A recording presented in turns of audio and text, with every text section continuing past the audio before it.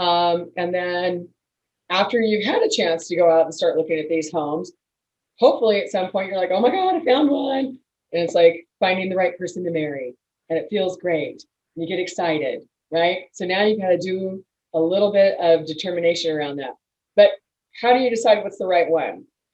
We always recommend that you work with your agent to come up with a must-have and a nice-to-have list of things for your home.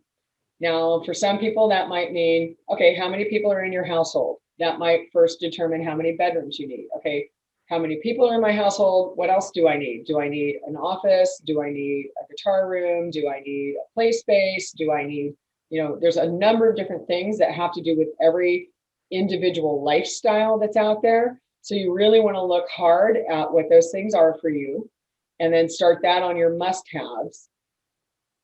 Oftentimes I ask people, how many butts in the kitchen do you need to have? And that's because some people really, really don't like galley kitchens where you can basically get one person in the room at a time. And they don't want to be going back and forth, because a lot of couples like to cook, or maybe you're like me, you're single and you love to have friends over and you want a bunch of people mixing around inside the room with you. Lots of people love these open concept type of homes. So you want to think about what that space looks like for you. And of course, by the number of bathrooms, some people, don't just think about how many toilets you might need, because I have that conversation with people a lot. But if you have a significant other, do you care if it has dual sinks? Because I've had that conversation with someone where they're saying, oh, I can't stand his shavings, leave stuff all over, or their toothpaste, or their whatever, or they leave their makeup, and I don't have any room. And, it just depends, right? Everyone's lifestyle and what's happening in their life is different. Some people are like, I do not want to have people walking in my bathroom when I'm entertaining. So be thinking of those types of things. You also want to decide if you want to do all the searching or if you want your agent to help you with that searching or working some kind of combined tandem operation on that. And the reason I say that is because we have a lot of different options available for you. And when you're interviewing agents, you want to ask what are all the different tools that they have for finding a place. And I say this because for some of you on the call, not everybody on this program is buying here in Washington. So I'm saying this in kind of a general sense. So everyone has different tools available to them.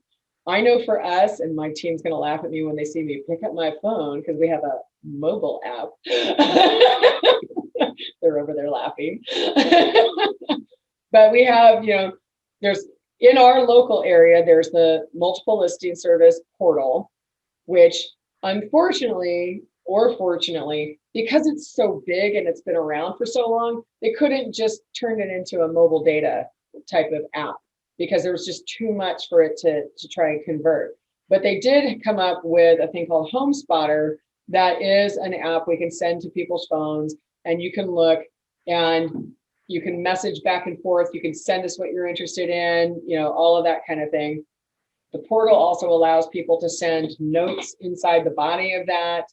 And what's fun about being able to use Home Spotter is you can come up with whatever search criteria you want and then alert us for that. Because sometimes people start to play with the parameters, right? Like you're going to give us a first set of parameters, but then you might want to play with it a little bit, because if you're not finding actually everything that you want, or maybe you want to start considering another town over or something, you can play with it without having to have us do all these machinations on your search, and just first see if it works for you. And if it doesn't, then, no big deal. I can tell you as an example today, though, one of our clients has some very specific parameters on her search. And I go through and do what I call concierge on it. And I'll look specifically for all the things that she's looking for. And only if they match everything will I send that to her. And then when I do it, I make sure and text her immediately, because I know she's at work, right? So then I text her immediately, say, hey, check your email. I just got done sending you 3 great new properties to consider. And that was really helpful yesterday, because we did that. And she went out with Rick on our team and looked at some properties. And now we have an offer that we're waiting to get submitted. So, you have to figure out what is the right pace and communication styles for you guys. Also, homes are like history. People know I'm famous for saying that all the time. And they're also like humans. So you may find that certain kinds of homes tend to speak to you. I say that as an example. I know Laura and Antonio, who are on this call, you guys went out with Bebe on our team recently, and it was newer construction that you guys tended to relate to a lot more than some of the older style. And that's because every era was built differently and they come with different kinds of features. So unless it's, say, a 1920s craftsman that's been completely remodeled and opened up, otherwise that house is going to be really choppy and have things like the kitchen cut off, and maybe it's going to have a weird set of bedrooms, or maybe it's a finished attic that has weird ceiling heights and a bunch of things like that. Whereas a house that was built from 2000 to today, it's going to be pretty traditionally a 2-story with most of the bedrooms up on 1 floor, 2.5 bath minimum. They come with very kind of consistent features in certain decades. And you can certainly narrow those down, or you might be like me, who I like a lot of different housing types. So it just depends on what speaks to me. I've had a house in 5 different decades now of different types. So, it just depends. Homes are also like humans or like bodies. Their attractiveness, we'll say, is often determined by how good a long-term maintenance they've received. I joke because my house is about the same age as me, and I think we both had pretty good upkeep. So I think that's always kind of fun.